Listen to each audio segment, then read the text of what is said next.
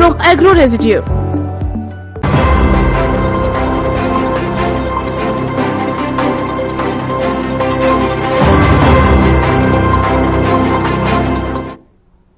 नमस्कार, हमारा उत्तर प्रदेश देख रहे हैं आप और मैं हूं आपके साथ गौरव राजेंद्र। बुलेटिन की शुरुआत करते हैं। औद्योगिक विकास प्राधिकरण के 35वें स्थापना दिवस समारोह पर एक कार्यक्रम आयोजित किया गया, जिसमें सीएम योगी ने शिरकत की और इस दौरान उन्होंने जनता को संबोधित भी किया। सीएम योगी ने क्या कुछ कहा, सुनिए आप। पूर्वी उत्तर प्रदेश के विकास का एक प्रमुख स्तंभ बनकर के उभरा है। आज जब 35वें स्थापना दिवस का कार्यक्रम यहां पर संपन्न हो रहा है, मैं इस अवसर पर यहां के सभी उद्यमियों को, गीडा के सभी अधिकारियों को, यहां पर कार्यरत सभी कार्मिकों को और जो लोग गीडा के विकास की इस यात्रा के साथ जुड़े हुए हैं, उन सबका हृदय से अभिनंदन करते हुए उन्हें बधाई देता हूं। एक और यहां पर गीडा के विकास के अंदर होने वाले कार्य, ऐसे 209 कार्यों को यहां पर आज लोकार्पण का कार्यक्रम संपन्न हुआ। उद्योग लगाने के लिए जो व्यावसायिक सुगमता होनी चाहिए, ईज ऑफ डूइंग बिजनेस, उसमें यहां पर जो रिफॉर्म किए गए हैं, उनको उत्तर प्रदेश के निवेश मित्र पोर्टल के साथ इंटीग्रेट करने के कार्यक्रम को भी, उन 20 सेवाओं को करने का कार्यक्रम भी इसके साथ संपन्न हुआ और नए उद्योग लगाने के 1068 करोड़ रुपए के नए उद्योग गीडा में लगेंगे, इसके आशय पत्र का वितरण होने हुआ है।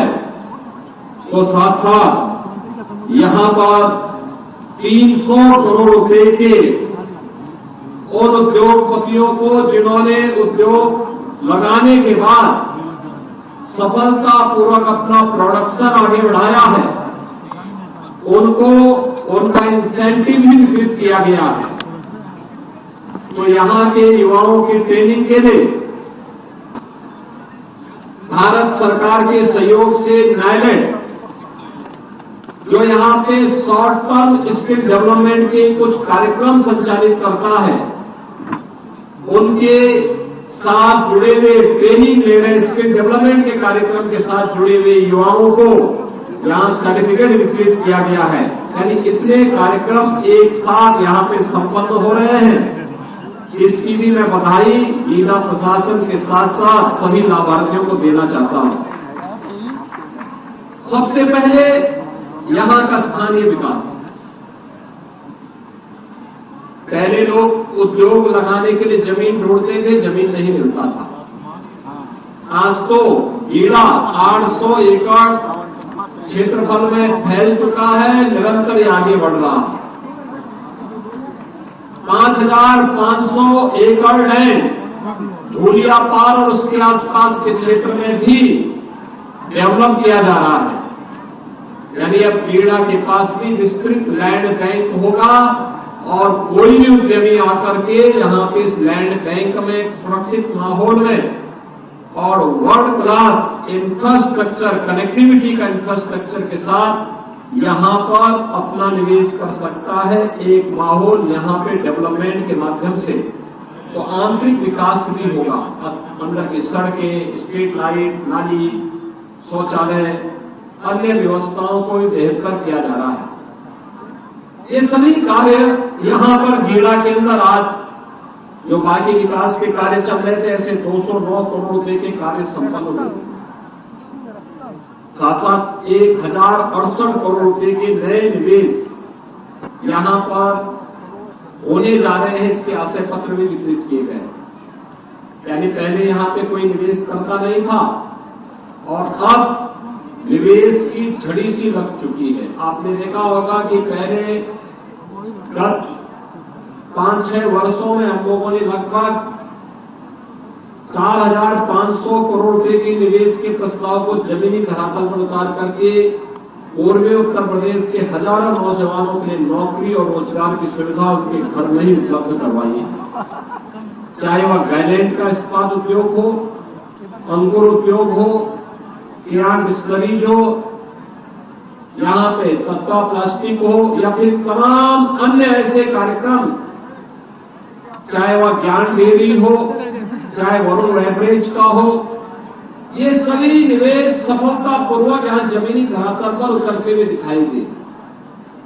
तो जिला प्रशासन ने भी यहाँ पर अन्य कार्यक्रम प्रारंभ किए। यहाँ के स्थानीय नौजवान जो स्थानीय आईटीआई, पॉलिटेक्निक या अन्य संस्थानों में, स्कूल कॉलेजेज में जिन्होंने पढ़ाई की है, उनका स्किल डेवलपमेंट हो, इसके लिए नाइलेट के साथ एमओयू होता है और नाइलेट ने मिलकर के यहाँ पर नाइलेट जो उन्होंने जमीन की बिल्डिंग बना करके दी और नाइलेट यहाँ पे उनका प्रशिक्षण कर रहा है, अपने कोर्सेज चला रहा है, जिससे उनका स्किल डेवलपमेंट हो और गीता में या प्रदेश में या देश में वह युवा अपनी रुचि के अनुसार कार्य ढूंढ सकता है।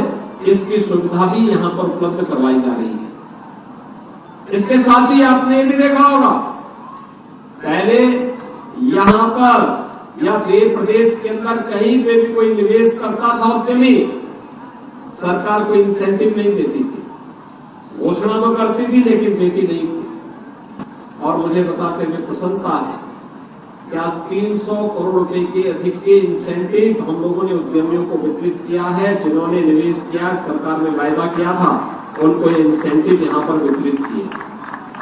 यानी बिना किसी बाधा के, बिना किसी हस्तक्षेप के और बिना किसी सिफारिश के ये सभी चीजें मिल रही हैं। ये चीजें दिखाती हैं कि उत्तर प्रदेश आज निवेश का बेहतरीन डेस्टिनेशन के रूप में उभरा है।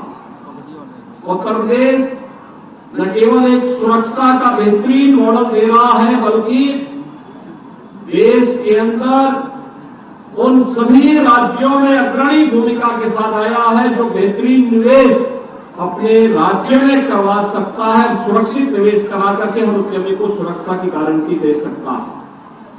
क्योंकि हमें मालूम है कि प्रधानमंत्री मोदी जी के विजन को अगर जमीनी धरातल पर उतारना है, इसके लिए हमें ईज ऑफ डूइंग बिजनेस को, यानी व्यवसाय की सुगमता को सरल करना पड़ेगा। सगमता सुगमता के साथ साथ सुरक्षा का बेहतरीन माहौल देना पड़ेगा। युवाओं को स्किल डेवलपमेंट के माध्यम से उनको स्थानीय स्तर पर ही नौकरी और रोजगार की गारंटी देनी पड़ेगी और एक लैंड बैंक बना करके अधिक से अधिक निवेश को अपने यहां आकर्षित करना पड़ेगा। प्रधानमंत्री मोदी जी ने 2027 तक देश की अर्थव्यवस्था को $5 ट्रिलियन की अर्थव्यवस्था बनाने का जो संकल्प लिया है, उस संकल्प के साथ हमें भी जुड़ना है और इसके लिए उत्तर प्रदेश ने तय किया कि 28-29 तक उत्तर प्रदेश की अर्थव्यवस्था को $1 ट्रिलियन की इकोनॉमी बनाएंगे। इसके लिए विकास भी चाहिए, रोजगार भी चाहिए, निवेश भी चाहिए और वहां निवेश चाहे वह स्कूल में हो, कॉलेजेस में हो, विश्वविद्यालय के लिए हो, चिकित्सालय के लिए हो, मेडिकल कॉलेज के लिए हो, उद्योग के लिए हो, वह हमारे लिए निवेश है।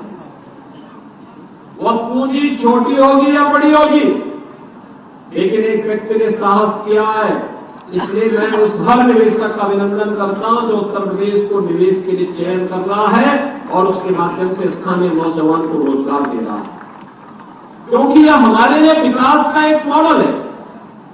मैं भी देख रहा था जब यहां पे मैं एग्जीबिशन को अवलोकन कर रहा था, ये एक ट्रेड शो है।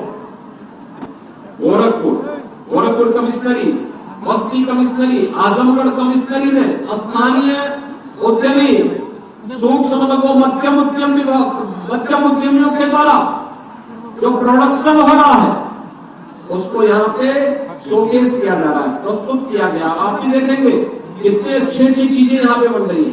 अब पिपरोली, लोग जानते हैं बगल में पिपरोली है, पिपरोली में पीतल का काम भी होता है। मखिरा में भी पीतल के अच्छे बर्तन बनते हैं। पहले शादी ब्याह में इन बर्तनों के बगैर कोई कार्यक्रम संपन्न किसी मांगलिक कार्यक्रम में नहीं होता था, लेकिन एक बार फिर से इसको पुनर्जीवित किए जाने की आवश्यकता है। बहुत कुछ यहाँ पे आपको देखने को मिलेगा और वही सब कुछ आज हम यहाँ पर दिखा रहे थे। 150 से अधिक ऐसे प्रदर्शनियां यहाँ पे लगी, एग्जीबिटर्स यहाँ पर आए हैं जो इस एग्जीबिशन के माध्यम से अपने प्रोडक्ट को यहाँ पर प्रदर्शित कर रहे हैं और ऑर्डर भी ले रहे हैं, उसकी बिक्री भी कर रहे हैं। साथ साथ यहाँ का प्रोडक्ट प्रदेश के अंदर भी, देश के अंदर भी और दुनिया की मार्केट में भी जाए। आप सोचिए, जब पिपरोली का माल, सेजनवा का माल, गोरखपुर का कोई प्रोडक्ट है, बखेरा का कोई प्रोडक्ट है, आजमगढ़ का कोई प्रोडक्ट है, जब वो दुनिया की मार्केट में जाएगा तो दुनिया की नजर पड़ेगी कि यह भी कोई जगह है जो दुनिया के अंदर। गौरव आपका बढ़ेगा, सबका बढ़ेगा और इसीलिए ट्रेड शो भी यहाँ पे किया गया। यहाँ पे रहेगा, एग्जीबिशन आएगा, स्कूल कॉलेजेस को आना चाहिए, देखना चाहिए, स्पेशल बसेस लगाई जानी चाहिए, लोगों को आने के लिए, उद्यमियों को, व्यापारियों को, एक्सपोर्टर्स हमें तैयार करने पड़ेंगे जो यहाँ से यहाँ के सामान को देश और दुनिया के बाजार तक पहुंचा सके। इसके लिए भी यहाँ पे बहुत अच्छा ट्रेड शो है। मैं भी देख के आया हूँ कितने प्रोडक्ट हैं, जिला में ही कितना उत्पादन हो रहा है, मार्केट मिल रहा है रेडीमेड गारमेंट्स का, गद्दे बन रहे हैं, अच्छे हाई क्लास गद्दे बन रहे हैं, फर्नीचर बन रहे हैं, बहुत अच्छे फर्नीचर बन रहे हैं, बहुत अच्छी आइटम बन रही है। यहाँ पे अलग अलग क्षेत्र की देख सकते हैं और इसको आगे बढ़ाने का एक कार्यक्रम। बहनों और भाइयों, आज उत्तर प्रदेश के अंदर माहौल हर जनपद के अंदर तैयार किया गया है। इसके लिए प्रयास करना पड़ा। जो माफिया राज था, गुंडा राज था, भ्रष्टाचार था, इस पर प्रहार किया गया, सख्ती से इससे निपटा गया। आज परिणाम है उत्तर प्रदेश में लोग निवेश करने के लिए आ रहे हैं। अच्छा इंफ्रास्ट्रक्चर हो, हाईवे, रेलवे, एयरपोर्ट की कनेक्टिविटी बेहतर की गई। आज उसका परिणाम है लोग आसानी से आ जा सकते हैं। लगातार लोग आ रहे हैं, लगातार इन कार्यक्रमों के साथ लोगों का जुड़ाव इन कार्यक्रमों के साथ हो रहा है और लोग लगातार इन कार्यक्रमों के माध्यम से यहां इन योजनाओं का लाभ प्राप्त कर रहे हैं। बेहतरीन माहौल हमने किया तो परिणाम क्या है? जिस उत्तर प्रदेश में कोई निवेश नहीं करता था, आज वहां 40 लाख करोड़ रुपए के निवेश के प्रस्ताव हमें प्राप्त हुए। 40 लाख का मतलब 40 लाख करोड़ रुपए के निवेश के प्रस्ताव का मतलब 1.5 करोड़ युवाओं को सीधे सीधे नौकरी की गारंटी। 1.5 करोड़ युवाओं को, यानी 150 लाख नौजवानों के लिए नौकरी की गारंटी। ये है सरकार के कार्य। अब 100-200 नहीं, ये लाखों में जा रही है नौकरी। हम लाखों नौजवानों को देंगे, किसी हाथ को खाली नहीं रहने देंगे, बेरोजगार नहीं रहने देंगे, हर हाथ को काम देंगे, हर हाथ को उसके अनुसार रोजगार उपलब्ध करवाएंगे। और उस दिशा में प्रयास, सार्थक प्रयास सरकार के स्तर पर, केंद्र और राज्य सरकार के स्तर पर प्रारंभ हुआ है। माफिया राज समाप्त हुआ, गुंडा राज समाप्त हुआ, भ्रष्टाचार पर प्रहार किया गया तो लोग आना शुरू हुए। लैंड बैंक बनाया गया तो उद्योग लगने प्रारंभ हुए। उद्योग लगने प्रारंभ हुए तो स्किल मैन पावर चाहिए, तो इसके लिए स्थानीय युवाओं को लैलेट जैसी संस्थाओं के माध्यम से प्रशिक्षित किया जा रहा है। लखनऊ में सीएम योगी ने केंद्रीय मंत्री नितिन गडकरी के साथ बैठक की और जहां उत्तर प्रदेश में 1.39 लाख करोड़ के नए सड़क प्रस्तावों पर चर्चा हुई, साथ ही अधिकारियों को डीपीआर शीघ्र तैयार करने के निर्देश दिए गए। वहीं अधिकारियों ने बताया कि शामली गोरखपुर कॉरिडोर और अलीगढ़ मुरादाबाद बिजनौर कॉरिडोर के बिड प्राप्त कर ली गई है, जबकि अयोध्या प्रयागराज के बीच बेहतरीन कनेक्टिविटी के लिए बिड आमंत्रित की गई है। साथ ही प्रयागराज वाराणसी से लेकर आगरा पटना कॉरिडोर के लिए भी बिड आमंत्रित की गई है और गोरखपुर जामनिया और सैयदराजा कॉरिडोर और गोरखपुर किशनगढ़ से सिलीगुड़ी कॉरिडोर के लिए डीपीआर तैयार करने की प्रक्रिया चल रही है।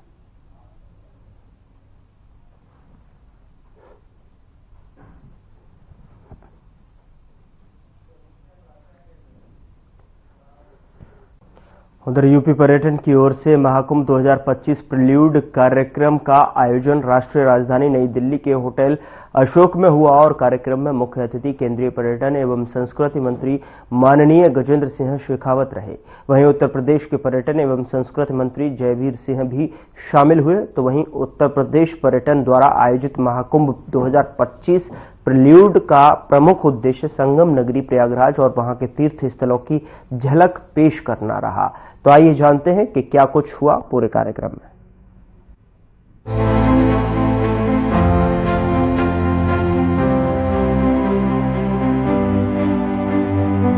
मुकेश मेश्राम, प्रमुख सचिव पर्यटन यूपी। अगले साल उत्तर प्रदेश के प्रयागराज में महाकुंभ मेले का आयोजन होने जा रहा है।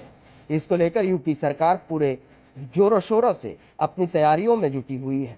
वहीं दिल्ली में भी अगले साल होने वाले महाकुंभ को लेकर होटल चाणक्य में यूपी पर्यटन विभाग ने महाकुंभ 2025 प्रिल्यूड का आयोजन किया, जिसका उद्देश्य महत्वता, मूल्यों और तैयारियों को वैश्विक मंच तक पहुंचाना था। वहीं इस कार्यक्रम में केंद्रीय मंत्री गजेंद्र सिंह शेखावत रहे। तो वहीं आपको बता दें कि केंद्रीय मंत्री गजेंद्र सिंह शेखावत ने अपने संबोधन में कहा कि महाकुंभ भारत की समृद्ध और विविध संस्कृति और मानवता का उत्सव है। हम प्रयागराज में आयोजित होने वाले आगामी महाकुंभ 2025 के लिए पूरे विश्व के लोगों को आमंत्रित करते हैं। यह आयोजन वर्तमान के भूराजनीतिक अशांत समय में वैश्विक एकता और सहयोग की भावना का प्रतीक है। हम महाकुंभ को सांस्कृतिक आदान प्रदान के एक अनूठे अवसर के रूप में देखते हैं।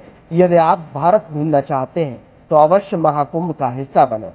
हम सभी यात्रियों के अनुभव को अद्वितीय बनाने के लिए आवास, परिवहन और महाकुंभ मेला क्षेत्र और उसके आसपास के निर्देशित दौरों के लिए हर प्रकार की सहायता प्रदान करने के लिए तत्परता से काम कर रहे हैं। पर्यटन और संस्कृति से जुड़े विभिन्न संगठनों के पदाधिकारीगण, सनातन संस्कृति के विद्वजन, मीडिया के बहुत बहुत सम्मानित सभी साथियों, आज हम लोग यहाँ ऐसे विषय पर चर्चा कर रहे हैं जो भारत की पुरातन सनातन संस्कृति का, आध्यात्म का, तो पुराने इतिहास इस बात का गवाह है कि भारत अपने इन साइंटिफिक और वैज्ञानिक और आध्यात्मिक कारणों से विश्व का गुरु रहा है। और ऐसा महान संस्कृति वाला भारत राष्ट्र, जिसने पूरी दुनिया को सदैव वसुधैव कुटुंबकम की भावना से पूरी दुनिया की मानवता को एक परिवार मानते हुए सबके भलाई की, पूरे विश्व के कल्याण की, सर्वे भवन्तु सुखिनः, सर्वे भवन्तु निरामया की भावना को पूरे विश्व पटल पर रखने का काम किया है। जिस भारत ने न सिर्फ विश्व कल्याण के लिए बल्कि विश्व की मानवता के लिए अमन, चैन, सुख, समृद्धि और भाईचारा के लिए, मानवता के और सृष्टि के न सिर्फ लोग मनुष्यों के लिए। Today as we gather to discuss one of the most significant cultural and spiritual events in the world, the Kumbh Mela, this grand festival, as mentioned earlier also, which occurs every 12 years at 4 sacred places: Haridwar, Prayagraj, Ujjaini and Nashik. It is just not a religious gathering. It is a celebration of humanity, unity and the rich tapestry of our diverse culture. This festival is the largest congregation in the world. The Kumbh Mela is a unique confluence of faith, tradition and social harmony. Millions of pilgrims and visitors from all across the world come together to partake in this extraordinary event, where they immerse themselves in the sacred waters, seeking spiritual renewal and enlightenment. It is a time when the essence of the India's spiritual heritage shines, brightly showcasing our age-old traditions, rituals, and the profound philosophy that binds our unity and unites us all. As we prepare for the upcoming Kumbh Mela, I extend a heartfelt invitation to each of you and through you to the people of your countries to participate in this monumental event. Your presence would not only enhance the experience of the attendees, but also symbolizes the spirit of global unity and cooperation, which is much desired in the today's circumstances and a geopolitical turbulent time. Here, Isha Priya mentioned in her presentation the details of all these cities, significance, and the hospitality facilities available there. We are also designing unique experiences such as the Akhada experience, Kalpwasi experience, and yoga and meditation sessions to provide a holistic spiritual journey. For photography enthusiasts, special photography packages will be available to capture the magic of the Mahakumbh. In terms of infrastructure, our efforts are well underway.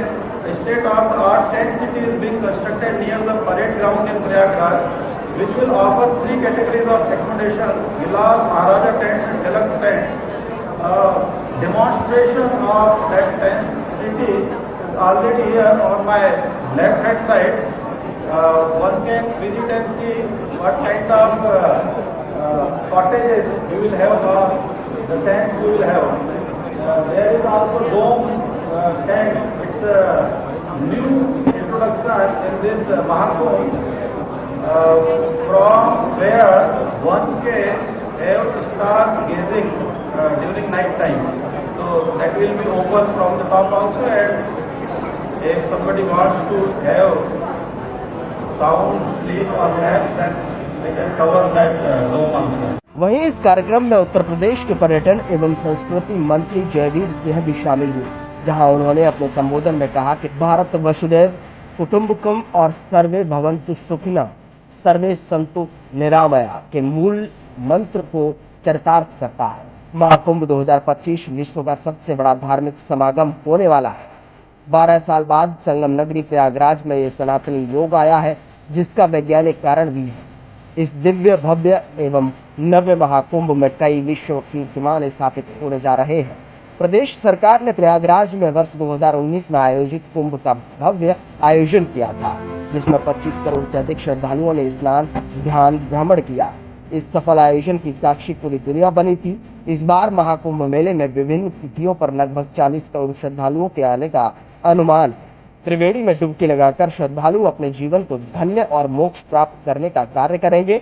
यह मानव कल्याण का बड़ा सहयोग बनेगा। जयवीर सिंह ने आयोजन में आए हुए अतिथियों को महाकुंभ में आने के लिए आमंत्रित किया और आग्रह किया कि आप अपने देशों, प्रदेशों और क्षेत्रों से श्रद्धालुओं को महाकुंभ में स्नान के लिए भेजें। हमारा विश्वास है कि सभी आगंतुक न केवल भारत की सांस्कृतिक, दार्शनिक और धार्मिक आध्यात्मिक रूप का आरक्षण करेंगे, बल्कि भव्य, दिव्य और नव्य आयोजन का अद्भुत आनंद लेंगे।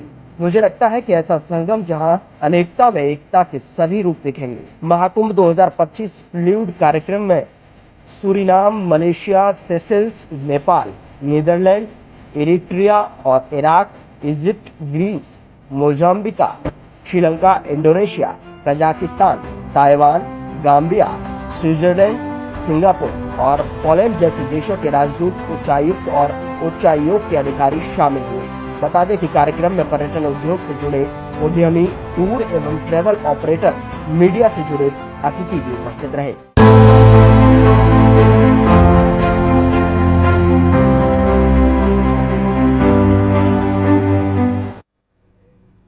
फिलहाल बुलेटिन में मेरे साथ इतना ही, पर अब वक्त हो चला है डॉक्टर राकेश गुप्ता के साथ हमारे खास कार्यक्रम प्लस माइनस का।